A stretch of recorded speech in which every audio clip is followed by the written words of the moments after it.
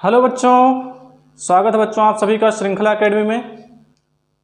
तो आज के लेक्चर में हम क्या पढ़ने वाले हैं? आज के लेक्चर में हम लोग पढ़ेंगे क्लास 10th मैथ का जो चैप्टर नंबर 2 है। दूसरा चैप्टर क्या है हमारा? बहुपद।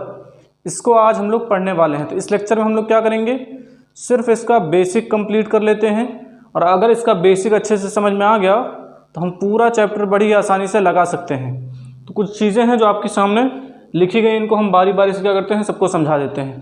पहला पॉइंट क्या है? बहुपद। बहुपद जान लेते हैं क्या होता है।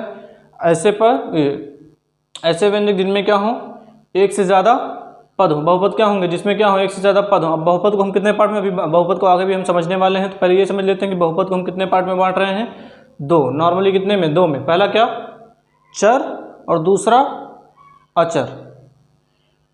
चर में हमारा एग्जाम्पल क्या हो जाएगा? जैसे x, y, z, u, v।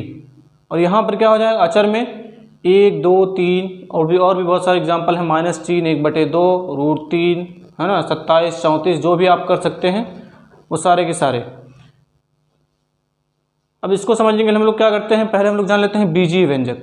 बीजीय व्यंजक क्या होते हैं? यहाँ पर लिखा गया है क्या? कुछ निश्चित चर तथा अचर राशियों के योग, अंतर, गुणन, भाग आदि के संयोग से बने पद को क्या कहते हैं? बीजीय व्यंजक कहते हैं। जैसे देख लो यहाँ पर एग्जाम्पल क्या है, 2x² + 4x। इसमें क्या क्या होना चाहिए? अचर राशियों के योग, कुछ निश्चित चर भी हों अचर भी हों, दोनों का योग हो, अंतर हो, गुणन हो, भाग हो आदि क्या हो, संयोग से बने हों, तो हम इनको क्या कहेंगे? बीजीय व्यंजक कहेंगे। जैसे देखो एग्जाम्पल में क्या है, 2x² + 4x, √3x + 7, 3x, 7y। ठीक है ना, ये हो गया बीजीय व्यंजक। अब जो चीज़ें इंपॉर्टेंट है वो यहाँ है बहुपद, कि अगर हमको पता लगाना हो कि कौन सा बहुपद है कौन सा नहीं है, तब हम क्या करेंगे, तो उसके लिए हमने यहाँ 3 पॉइंट लिख दिया है। पहला पॉइंट क्या है कि चर राशि का घातांक हमेशा कैसा होना चाहिए? जो चर राशि का घातांक हो हमेशा क्या हो? एक धनात्मक पूर्णांक हो। जो भी चर राशि का घातांक होगा वो हमेशा क्या होना चाहिए? एक धनात्मक पूर्णांक होना चाहिए। दूसरा पॉइंट क्या है? जो पदों की संख्या वो भी निश्चित हो। तीसरा क्या है? प्रत्येक पद में चर का गुणांक एक वास्तविक संख्या हो। अब चर का गुणांक एक वास्तविक संख्या हो, इसको अभी हम लोग क्या करते हैं, यहाँ एग्जाम्पल समझते हैं और पता लगाते हैं। यहाँ देखो 4 एग्जाम्पल दिए गए हैं, 1, 2, 3, 4। इसमें से बताना ये है कि कौन सा बहुपद है और कौन सा नहीं है। तो बारी बारी से क्या करते हैं, अप्लाई करते हैं। पहले देखो क्या, चर राशि का घातांक हमेशा क्या होना चाहिए? एक धनात्मक पूर्णांक। तो यहाँ देखो चर क्या है? x है ना। अब इसका जो घातांक है वो क्या है? हमेशा ये देखिए, जो इसका घातांक वो क्या है? एक धनात्मक पूर्णांक। पहला तो हो गया। दूसरा क्या है? पदों की संख्या निश्चित हो, 1, 2, 3 निश्चित हैं। तीसरा पॉइंट क्या है? प्रत्येक पद में चर का गुणांक क्या हो? एक वास्तविक संख्या। वास्तविक संख्या हम लोग पढ़ चुके हैं, संख्याएं 2 तरह से होती हैं, वास्तविक एवं काल्पनिक। काल्पनिक संख्या क्या हो सकती है? √3, √2, जिनके मान क्या हो? निश्चित ना हो या किसी और पर डिपेंड हो। अब यहाँ देखिए दूसरा देख लीजिए हम लोग। ये पहला तो हमारा क्या होगा? पहला हमारा होगा कि ये क्या हमारा बहुपद है। दूसरा देखो क्या है, 2x - 3x + 7। ये दूसरा यहाँ x² - 1/x। अब यहाँ देखो पहला क्या कह रहा है? चर राशि का घातांक हमेशा क्या होना चाहिए? एक धनात्मक पूर्णांक। अगर हम इस x को, अच्छा √2 हमने जब भी बोला था उसको हमने 11th में उसका निश्चित मान निकाला गया है, लेकिन चूंकि अभी हम यहाँ पढ़ रहे हैं तो यहाँ उसका मान कोई फिक्स अभी नहीं पता है। मतलब 10th के हिसाब से हम उसको क्या मानेंगे? एक काल्पनिक संख्या मानेंगे √2 को। लेकिन अगर हम यहीं 11th में पहुंच जाते हैं तो फिर वो काल्पनिक संख्या तो, लेकिन उसका निश्चित मान वहाँ निकल जाता है। फिर यहाँ देखो क्या होगा, यहाँ है x², इसको हम क्या करते हैं? -1/x। इसको हम क्या लिख सकते हैं? x इनवर्स लिख सकते हैं। अगर x इनवर्स लिख सकते हैं तो ये पहला कथन इस पर नहीं आएगा। देखिए x² - x के पावर -1। तो चर की जो घात होना चाहिए हमेशा क्या होना चाहिए? धनात्मक पूर्णांक होना चाहिए। धनात्मक नहीं है तो ये क्या हो जाएगा? ये बहुपद नहीं होगा। तीसरा देखो 2x - 3x + 7। तीनों पॉइंट आ रहे हैं तो ये क्या हो जाएगा? धनात्मक पूर्ण, ये बहुपद हो जाएगा। और चौथा क्या है? चौथा क्या कह रहा है? √3x³ + 7x - 1/x²। तो यहाँ पर दो बातें हैं। देखिए पहले ये, ठीक है ना। अगर हम इसको देखते हैं तो देखो प्रत्येक पद में चर का गुणांक क्या होना चाहिए? एक वास्तविक संख्या हो, लेकिन यहाँ ये वास्तविक संख्या नहीं है। इससे हमने पता लगा लिया कौन सा इसमें बहुपद है और कौन सा बहुपद नहीं है। अगला पॉइंट देखिए, अगला पॉइंट कह रहा है बहुपद के प्रकार, कितने प्रकार के बहुपद होते हैं। तो हमने बांटा कितने प्रकार के होते हैं, 3। पहला क्या, एक पदी, दूसरा द्विपदी, तीसरा त्रिपदी। बहुपद को हमेशा 3 पार्ट में बांट लिया, एक पदी, द्विपदी, त्रिपदी। अब देखिए इसमें क्या होगा, एक पदी में हमेशा जो बहुपद होगा एक ही पद में होगा, जैसे x² x 7y 3x। द्विपदी में देख लीजिए 1 2 2, देखिए यहाँ 2 पद हैं 1 2, तो बहुपद कैसा है, द्विपदी है। यहाँ 1 2, यहाँ देखिए 1 2 3 1 2 3, तो कैसा बहुपद है, त्रिपदी बहुपद है। ठीक है ना, इतनी बातें थी। अभी और भी बातें हैं, पहले हम इसको इतना जान लेते हैं। अब आगे जान लेते हैं हम लोग क्या जानना है। आगे हम लोग जानेंगे शून्य बहुपद। अगला जो पॉइंट होगा हमारा वो शून्य बहुपद होगा। शून्य बहुपद, तो यहाँ पर क्या हो जाएगा, इसको कहते हैं जीरो पॉलिनोमियल।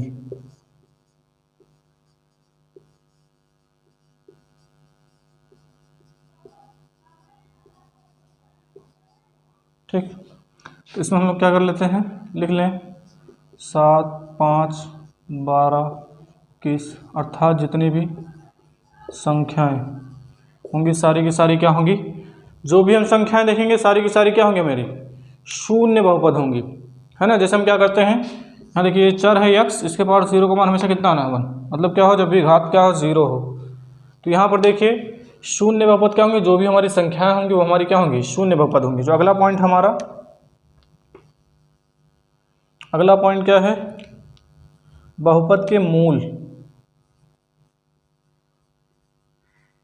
बहुपद के मूल या क्या कहते हैं, शून्य कहते हैं जिसको। एक एग्जांपल हम लोग ले लेते हैं, ठीक है ना। एग्जांपल क्या हो जाएगा हमारा, जैसे हम ले लेते हैं x+5। मान लिया px बराबर क्या है हमारे पास, एक इक्वेशन दिया है, px बराबर है x+5। अब अगर कहे कि इसका शून्य पता लगाओ, तो हम लोग क्या करेंगे, इसको क्या हम x+5 के बराबर क्या दिखाएंगे, 0 के बराबर दिखा देंगे पहले इसको। x इक्वल कितना हो जाएगा, x बराबर -5। अब ये क्या होगा हमारा, ये जो बहुपद दिया गया है इसका ये क्या होगा, शून्य होगा। रख के देखते हैं, तो यहाँ देखिए p-5 बराबर -5 या -5 + 5, ये बराबर कितना आ गया, 0। तो ये इसका क्या कहलाया, शून्य कहलाया। तो जब भी हमको किसी बहुपद का शून्य ज्ञात करना होता है तो हम क्या करेंगे, क्या करते हैं, उसको 0 के बराबर मान करके उसका शून्य निकालते हैं। तो ये क्या है, उसका शून्य है, ठीक है ना।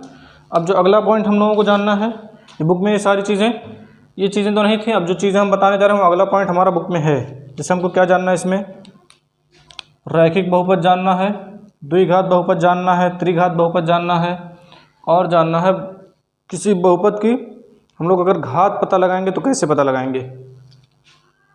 जान लेते हैं हम लोग पहले रैखिक बहुपद।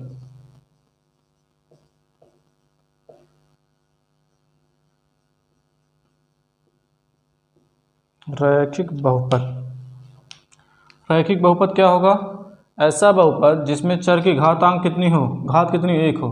क्या लिख देते हैं, ऐसा बहुपद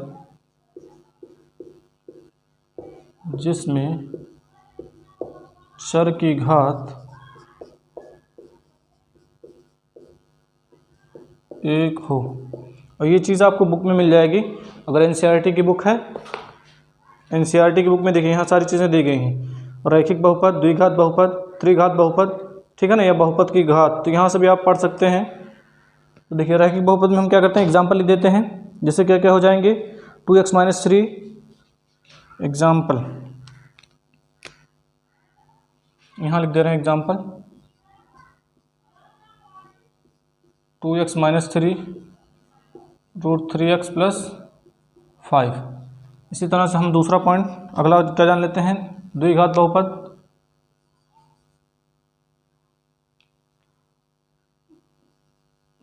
द्विघात बहुपद, द्विघात बहुपद में क्या, ऐसा बहुपद जिसमें चर की घात कितनी हो, ऐसा बहुपद जिसमें चर की महत्तम घात होगी, ठीक है ना, चर की घात कितनी हो, 2 हो। तो ऐसे को हम क्या कहेंगे, द्विघात बहुपद। इस एग्जाम्पल क्या हो जाएगा, एग्जाम्पल हो जाएगा हमारा y² - 2 2x² + 3x।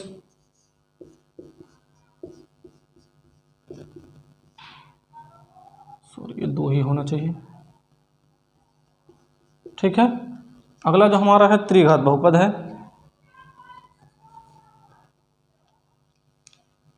त्रिघात बहुपद।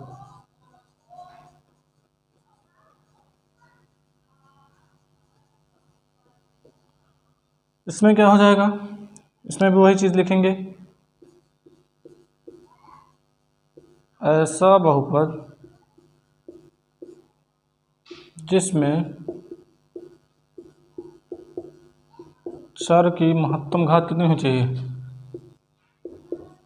घात कितनी हो, 3 हो। तो ऐसे बहुपद को हम क्या कहेंगे, त्रिघात बहुपद। यहाँ एग्जाम्पल क्या हो जाएगा,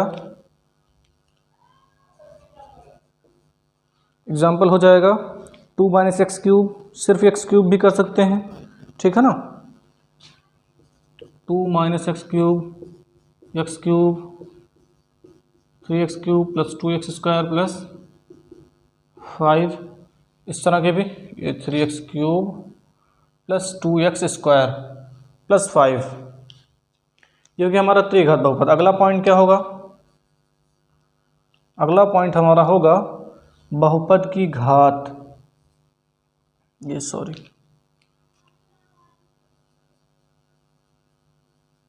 बहुपद की घात। ये हम लोग कैसे पता लगाएंगे, तो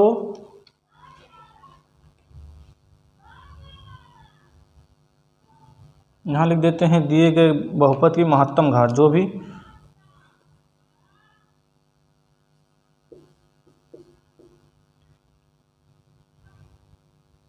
दिए गए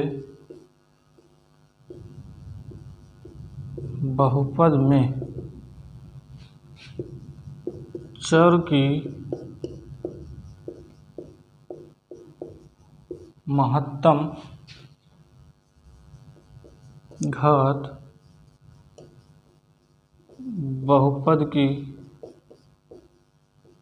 घात कहलाती है। जैसे यहीं से हम एग्जाम्पल उठाते हैं, अगर हमको क्या करना हो, पता लगाना हो, एग्जाम्पल दिया हमारे पास,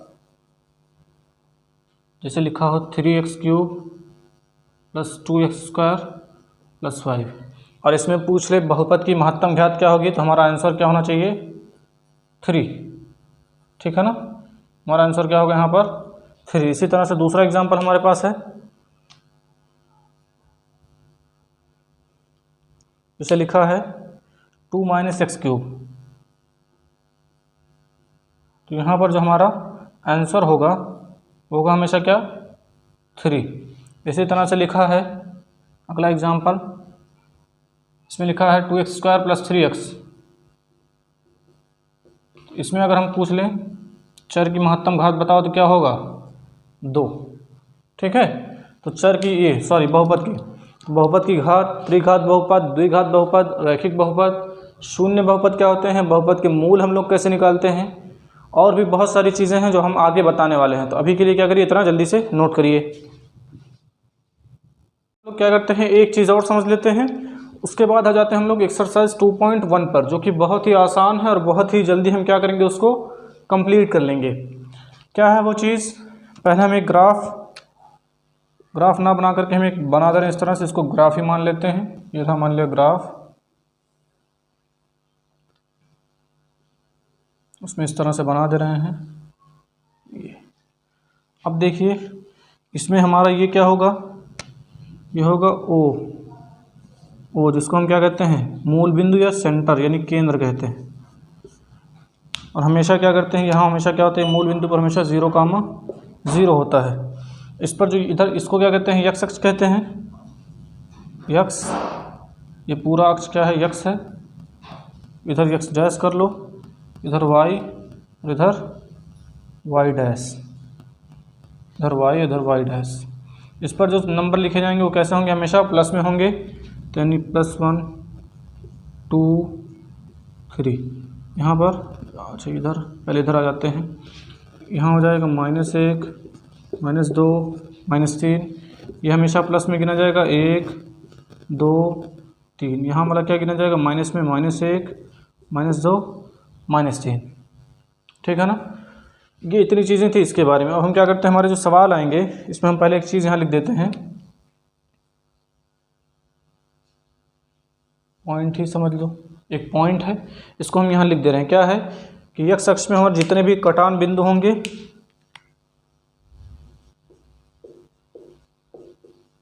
एक्स अक्ष में जितने कटान बिंदु होंगे वो क्या होंगे, एक्स अक्ष में जितने कटान बिंदु होंगे वो उतना ही क्या देगा, शून्यक देगा।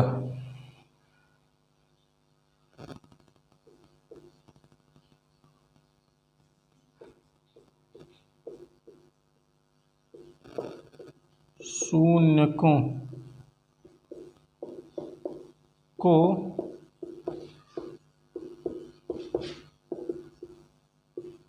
करेगा। मतलब क्या है यहाँ पर, मतलब ये है कि एक्स अक्ष में हमारे जितने भी कटान बिंदु होंगे तो उसमें क्या होंगे, जो शून्यकों की संख्या हम कटान बिंदु के आधार पर ही निर्धारित करेंगे। जैसे मान लिया एक्स अक्ष पर कितना कटान बिंदु हो, 1 हो, तो शून्यकों की संख्या कितनी होगी, 1 होगी।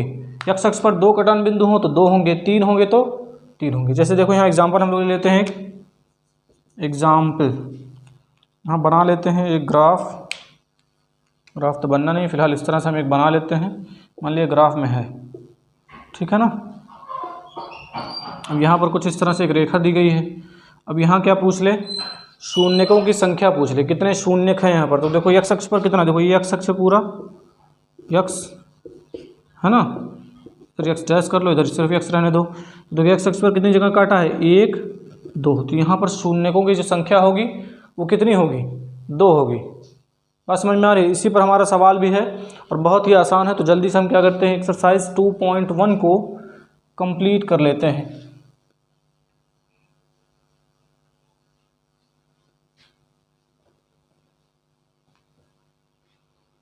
देखिए क्वेश्चन क्या गया है, इसमें दिख रहा है, यही है सारे के सारे सवाल। 2.1 में क्या कह रहा है, किसी बहुपद px के लिए y बराबर px का ग्राफ नीचे आकृति 2.10 में दिया है। प्रत्येक स्थिति में px के शून्यकों की संख्या ज्ञात कीजिए। कुल टोटल इसमें 6 सवाल हैं, 6 प्रश्न हैं। हम बारी बारी से सबको बता दे रहे हैं। पहला देखिए, 1 मिनट मार्क दीजिए। पहला बना है किस तरह से, कुछ इस तरह से हमारा दिया है। मान लिया ग्राफ में है, ग्राफ हम यहाँ बना नहीं रहे, मानेंगे ग्राफ में है, ठीक है। कुछ इस तरह से इसकी लाइनिंग की गई है और यहाँ पर एक्स अक्ष के समांतर एक रेखा खींची गई है, इसको y, इसको x, ठीक है। ये चीज़ें दी गई हैं, इस तरह से बना हुआ है, ठीक है ना। अब यहाँ पर पूछ रहा है शून्यकों की संख्या। तो अभी हमने बताया था कि एक्स अक्ष पर जितने कटान बिंदु होंगे वही उसकी क्या होगी, शून्यकों की संख्या होगी। तो यहाँ शून्यकों की संख्या कितनी होगी हमारी, 0। तो यहाँ लिखेंगे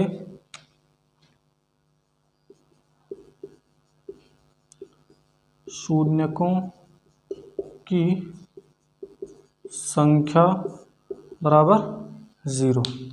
दूसरा देखो, दूसरा किस तरह से है,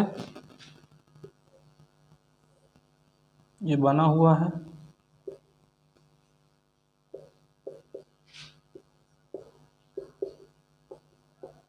और इस पर जो रेखा गई है कुछ इस तरह से रेखा इधर निकल गई है, ठीक है ना। हाँ, इसी तरह से बनी हुई है। अब देखिए इसमें पूछ रहा है शून्यकों की संख्या कितनी होगी, इसको O माना है, यहाँ भी O। तो यहाँ देखिए x अक्ष पर कितनी जगह काटा है, 1। तो यहाँ हम लिखेंगे शून्यकों की संख्या, शून्यकों की संख्या बराबर कितना, 1। इसी तरह से तीसरा सवाल, तीसरा प्रश्न क्या है, सब यही है, ग्राफ में ही सारे के सारे बने हुए हैं।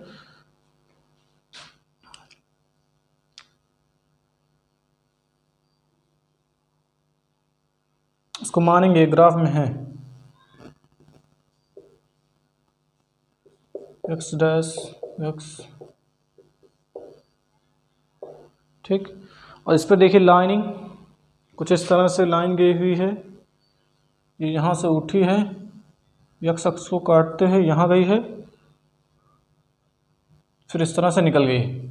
अब यहाँ देखिए x अक्ष पर कितनी जगह काटा है, 1, 2 और 3। तो यहाँ लिखेंगे शून्यकों की संख्या कितनी हो जाएगी, शून्यकों की संख्या बराबर कितना, 3। चौथा देखिए,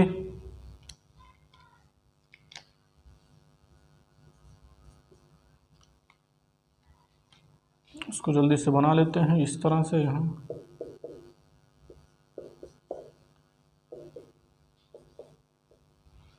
अब देखिए इसमें चित्र जो बना हुआ है वो है इस तरह से निकला हुआ है। अब यहाँ अगर हम लोगों को पता लगाना हो शून्यकों की संख्या कितनी होगी, तो देखिए x अक्ष पर कितनी जगह काटा है, ये O होगा, यहाँ भी O। देखिए सिर्फ 2 जगह, एक यहाँ पर और एक क्या यहाँ पर, 2 जगह काटा है। तो यहाँ पर लिखेंगे शून्यकों की संख्या बराबर कितनी हो जाएगी, शून्यकों की संख्या बराबर हो जाएगा यहाँ पर 2। पांचवा प्रश्न जल्दी से,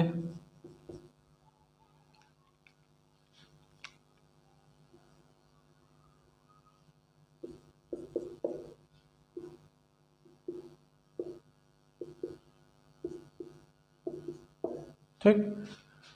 सेंटर को O मान लेना है और यहाँ पर देख लें कि ये y अक्ष को काटते हुए इसकी रेखा जाएगी। तो यहाँ से ये उठाया है कुछ इस तरह, फिर यहाँ इसका यहाँ इस तरह हुआ है, फिर ये उठ करके यहाँ से इस तरह से निकल गई है। तो यहाँ पूछ रहा है शून्यकों की संख्या, यहाँ देखिए कितनी जगह काट रहा है, 1, 2, 3, 4। तो यहाँ लिखेंगे शून्यकों की संख्या बराबर कितना हो जाएगा, शून्यकों की संख्या बराबर कितना हो जाएगा यहाँ पर, 4। क्वेश्चन नंबर 6, थोड़ा सा इसको ऊपर ही बनाते हैं।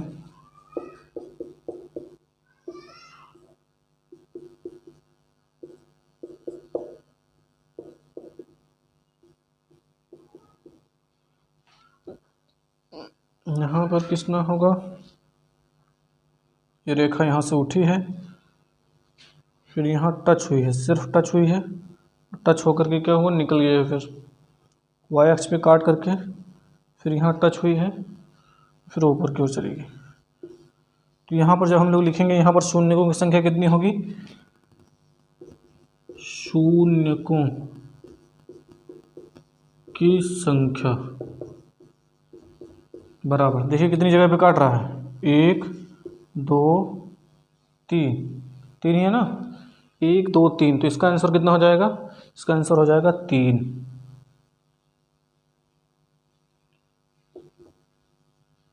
और ये हमारा फाइनल आंसर होगा। इतने 6 सवाल थे एक्सरसाइज 2.1 में, तो जल्दी से इसको कंप्लीट करिए।